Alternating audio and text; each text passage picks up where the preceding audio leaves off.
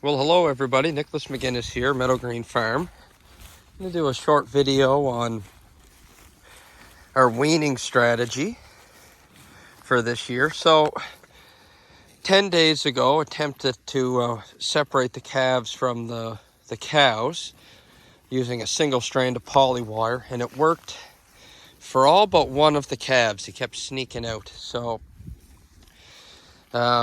moved the cows over into another pasture, and as I was moving them, I had them come through this section that was fenced off using electric sheep netting, and that has stopped the escapees. Actually, you can see number 9 right here. This was the delinquent of the group, and he's out of the red pole cow, born middle of June last year, so they're just about 11 months old. I would say in very good shape on hay and still drinking off the mother all winter. Seems to be a good strategy. So I was a little concerned that some of the cows were dropping condition a bit more than I wanted to, or wanted to see them. So got them separated, put them on a 10-acre field here.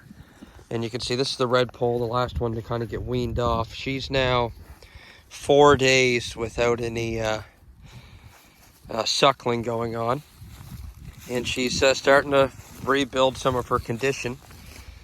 Here's one of our Hereford cows. And one of the reasons I'm liking the Herefords more and more is just their ability to raise a calf, lactate to some degree all winter, and really maintain good body condition. This Hereford actually had 2 calves suckling off her.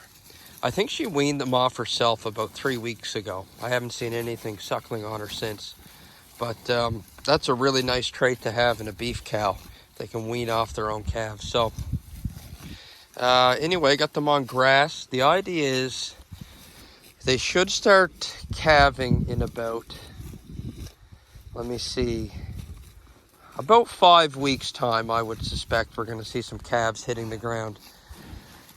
They're going to be on really nice forage until then, and once the calves land, I think the forage is going to be even better. So they got 5-week period, 5 or 6 weeks, where they're going to be rebuilding some of that condition after lactating through the winter on stockpiled forage and hay. And they'll be on some really nice grass once the calves hit the ground. So if you can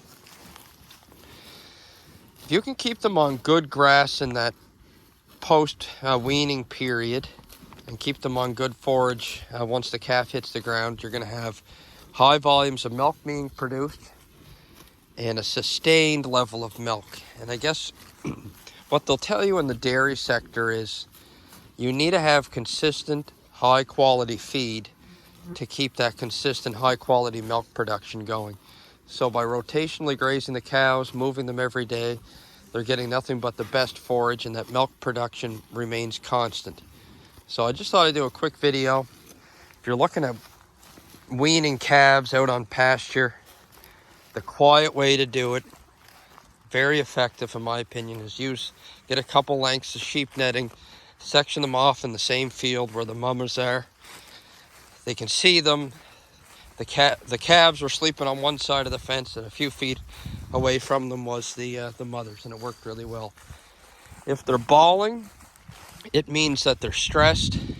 The mother's stressed, the calf is stressed. It's not a good situation.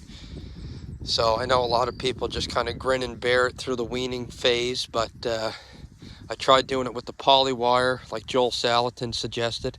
I think if my fence was running a little hotter, I'm having some ground rot issues right now, I would have been able to do it, but a little short on time this spring to get everything fixed. This strategy seems to be working, and I think if you tried it on your own operation, you'd be pretty happy.